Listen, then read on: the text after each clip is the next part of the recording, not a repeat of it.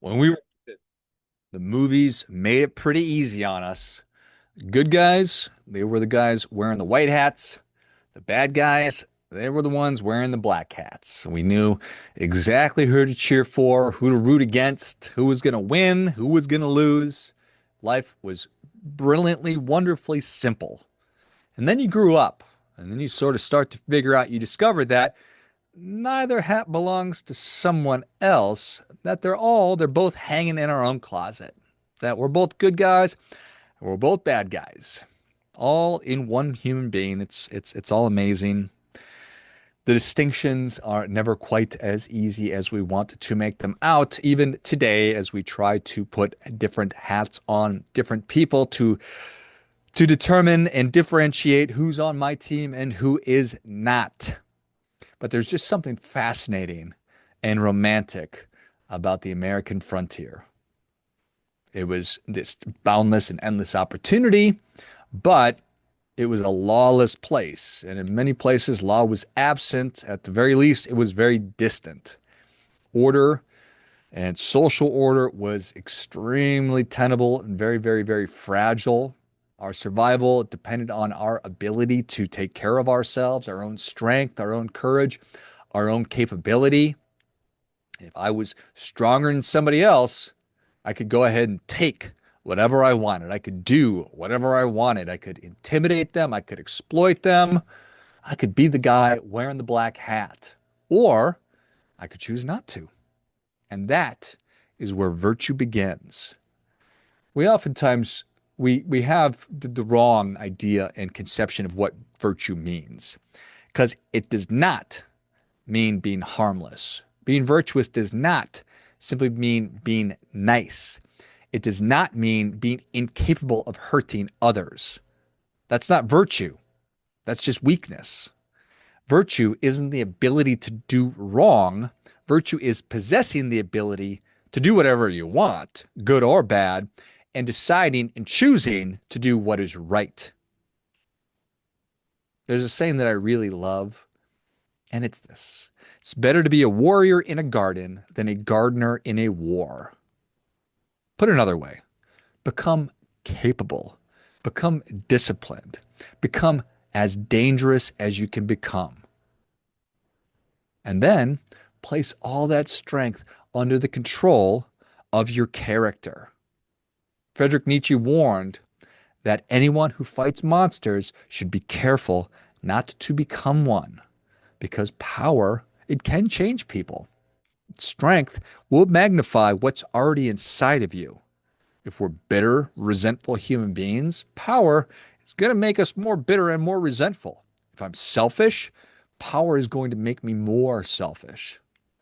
But if I'm a disciplined man, you're a disciplined woman, if you're compassionate, if we're just, then strength is going to amplify and allow those qualities to protect other people.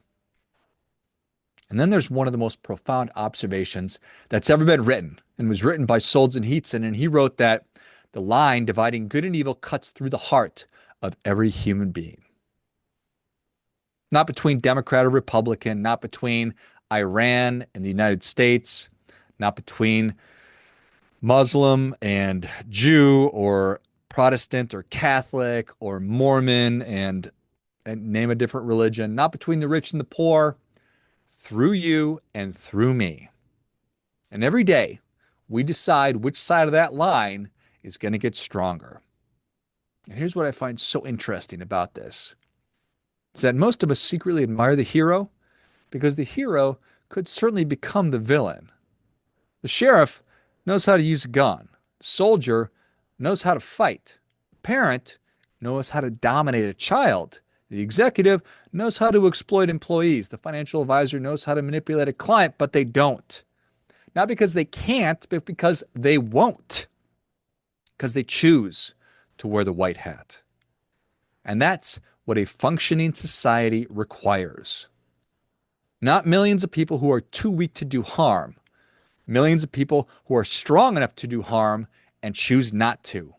People who keep their promises, who tell the truth, who don't steal when they could, who don't cheat when nobody's watching, who don't abuse power simply because they possess it. Civilizations, good ones, effective ones, long-term ones, are not built on surveillance. They're built on self-government. And self-government, that begins with self-government. So perhaps our goal isn't simply to become kinder or simply stronger, it's to become both. Build your mind, build your body, build your finances, build your confidence, become somebody capable of extraordinary things. And then let your character determine how you use that strength. Put on the white hat, not because somebody handed it to you, because every day you choose to put it on. Because that line between good and evil doesn't run through Washington or Wall Street or Hollywood or your neighbor's house. It's through you and me. Every decision, every conversation, every temptation, every opportunity. We decide which side grows, which side flourishes. So become as capable as you can. Become someone others know not to underestimate. And become the kind of person that others are grateful to never have to fear. That's what virtue is. That's what character.